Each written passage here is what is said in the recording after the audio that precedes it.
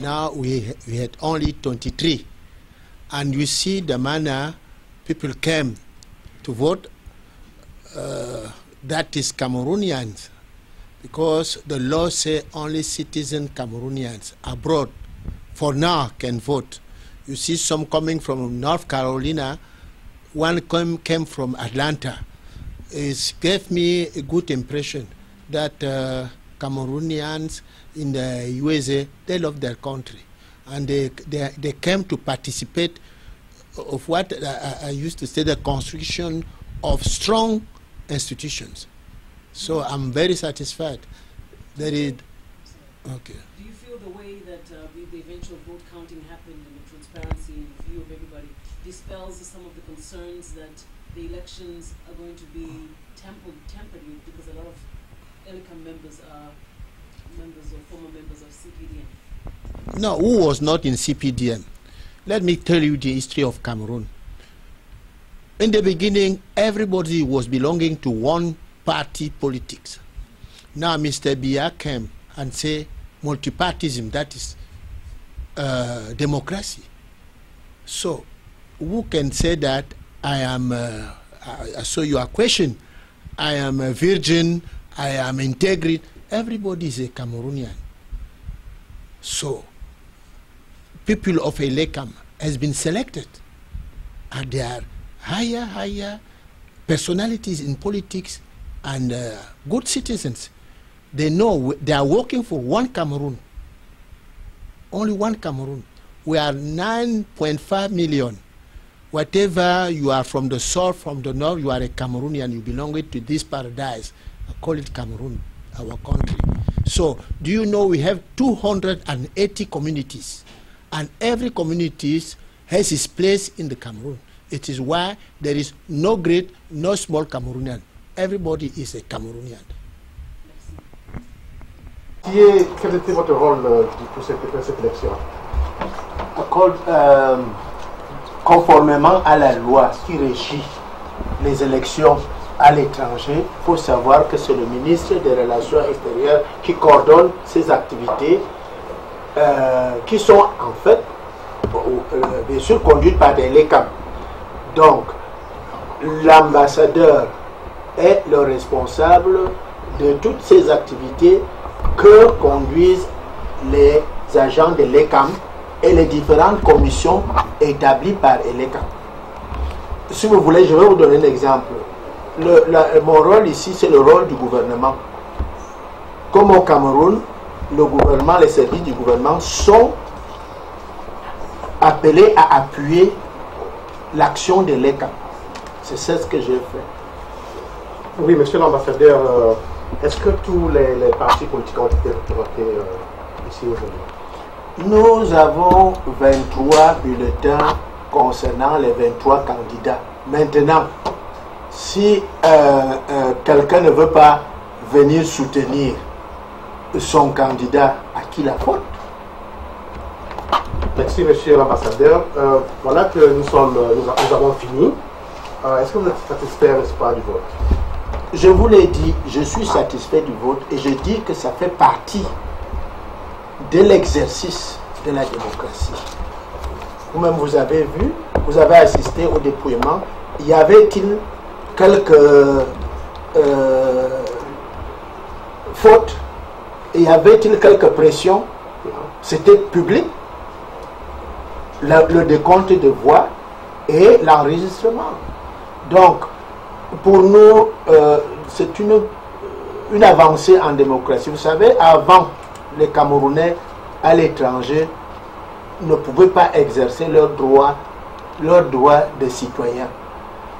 Le chef de l'État a proposé à l'Assemblée qui fait les lois. Et l'Assemblée a donc voté cette loi autorisant les Camerounais de l'étranger à exercer leur droit de vote. Quand il s'agit de questions concernant la présidentielle, vous savez que le président est la seule personnalité élue au suffrage universel. Et au référendum, le référendum c'est une question qui est posée à l'ensemble de la République. Bon, maintenant, vous pouvez être sur le territoire national, vous pouvez être en dehors du territoire national, pourvu que vous ayez conservé votre nationalité camerounaise. Nous savons que vous avez presque tout répondu, mais nous allons poser une question qui est vieille d'actualité. J'ai l'impression que beaucoup de gens ignorent le rôle d'une ambassade. Vous pouvez leur dire exactement le rôle d'une ambassade? L'ambassade est créée par la Convention de Vienne. Vous avez deux conventions. La Convention de 60 et la Convention de 61 qui crée les consulats. Bon, il arrive que la mission diplomatique, une ambassade étant une mission donc globale, peut avoir à l'intérieur soit le service consulaire, soit un consulat, comme il est le cas dans certains pays. Tout dépend maintenant de l'importance de la population camerounaise pour pouvoir ouvrir soit un consulat, soit plusieurs consulats. Oui, il y a eu une confusion depuis très longtemps des questions que nous avons posées dans les couloirs. Les Camerounais, exactement, qui est appelé à venir à l'ambassade? Est-ce que les réfugiés asylants camerounais ont le droit de s'y rendre à l'ambassade? Et si possible, les prochaines élections, ils ont le droit de voter en tant que Camerounais? Madame, vous-même, vous avez dit que vous êtes exilé politique. Ça veut donc dire que vous avez fui votre maison qui brûle. Comment est-ce que vous pourrez encore prétendre participer aux événements politiques qui se déroulent dans la maison que vous avez fui? C'est la question qu'il faut se poser. Tout cela est organisé par les différentes conventions. La Convention de Vienne sur les réfugiés. Un réfugié arrive aux États-Unis, qu'il accepte. Les États-Unis prennent la responsabilité. Ils lui donnent parfois ce qu'on appelle le passeport Nanseng, qui lui permet de se déplacer et il ne peut pas rentrer chez lui. Ce n'est pas le Cameroun. Le Cameroun, pour lui, n'a pas de prisonniers politiques. Donc, ne considère pas avec une certaine importance ceux qui vont à l'étranger pour leurs raisons, qu'elles soient fondées ou pas, se disent réfugiés. Le jour qu'ils veulent rentrer à la case, on ne peut pas les chasser. On les accueillera les bras ouverts. Mais le règlement voudrait que, bon, quand vous dites que cette maison-là, vous la fuyez parce qu'il brûle, nous représentons la maison qui vous brûle. Bon, si vous prenez sur vous de venir, on ne vous chassera pas. Mais c'est le pays hôte qui va prendre acte que vous n'avez plus de problème avec votre maison d'origine. Le Cameroun n'a jamais chassé un de ses fils. Jamais. Tous sont utiles. Oui, merci, monsieur l'ambassadeur. C'est la dernière question. Il y en a qui disent qu'ils étaient torturés ici pour changer leur passeport camerounais et qu'actuellement, le même système continue. Est-ce que les Camerounais qui ont des passeports inspirés peuvent venir changer leur passeport, même les réfugiés? Je réfute actuellement le terme torture. Vous voulez donc dire que le Cameroun est barbare? Le Cameroun a les règles comme tous les autres pays. Quand vous voulez un service dans une ambassade, vous devez non pas venir vous imposer. Dire que moi je veux ceci, aujourd'hui, c'est manquer du respect à ce pays-là. Quelle que soit votre raison sociale, quelles que soient vos origines, il y a les règles, c'est pour tout le monde. Comme on dit, il y a la loi, elle est dure. Vous ne pouvez pas venir et me dire que vous êtes Camerounais. Si vous êtes Nigérian, ce n'est pas que je suis contre eux parce que nous sommes des frères. Il est difficile parfois à la frontière de savoir qui est Nigérian, qui est Camerounais, qui est Tchadien, qui est Camerounais, qui est Centrafricain, qui est Camerounais, qui est Gabonais, qui est Camerounais. Bon, alors, les gens, au lieu de respecter les institutions, viennent s'imposer et veulent que l'on fasse du faux. Je dis N-O-N, non. Vous arrivez, vous voyez en bas, vous vous asseyez, on vous donne la table pour remplir votre dossier et le dossier est étudié. Et le dossier est envoyé à Yaoundé. Nous n'avons pas de machine pour fabriquer les passeports ici. Nous récoltons tout simplement les dossiers, nous envoyons, et ceux qui méritent, on leur donne les passeports. Et ça ne dure pas comme certains mentent. Je dis mentent. Une des choses que j'ai apprises dans ce pays, c'est que tout le monde peut mentir, même en regardant la télévision. Le processus est simple, vous remplissez votre dossier, l'ambassade transmet et ça rentre dans une machine qui fabrique des passeports lisibles sur machine. Minimum 2 semaines parce qu'il n'y a pas que Washington. Il y a tout le territoire camerounais, il y a le monde.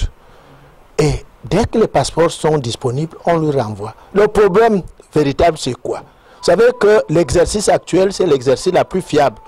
La machine vous dit, vous avez changé le nom, vous avez changé d'acte, de date de naissance, de lieu de naissance.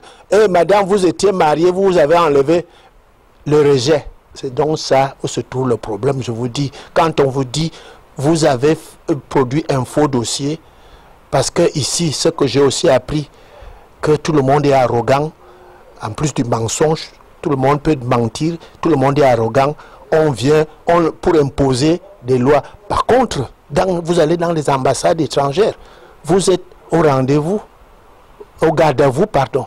Pourquoi quand vous venez à l'ambassade du Cameroun, vous ne voulez pas bien vous comporter? C'est ça le problème. On ne torture personne ici. On applique la loi et strictement la loi et dans la plus grande gentillesse. On ne peut pas venir nous imposer de travailler comme vous voulez. Il y a des règles. Je vous donne un cas. L'ambassade des États-Unis à Yaoundé, pour avoir le visa, pour avoir ne fût-ce que l'interview, un mois. Bon, on ne peut pas dire que l'ambassade des États-Unis torture les gens. Non, ils appliquent leur réglementation. Même nous, quand on vient, on se conforme à ces... Mais je dis, il y a un mal ici. Les Camerounais, ceux qui ont pris sur eux de dénigrer leur pays, ils sont surpris. Vous voyez, vous avez vécu vous-même les élections, comment elles se sont passées. Attendez demain, comment on va vous dire que ça s'est passé autrement. C'est pour ça que je dis ici, les gens abusent de la démocratie, abusent de la liberté pour noircir même ce qui est blanc. Je vous remercie. Merci beaucoup, monsieur l'ambassadeur.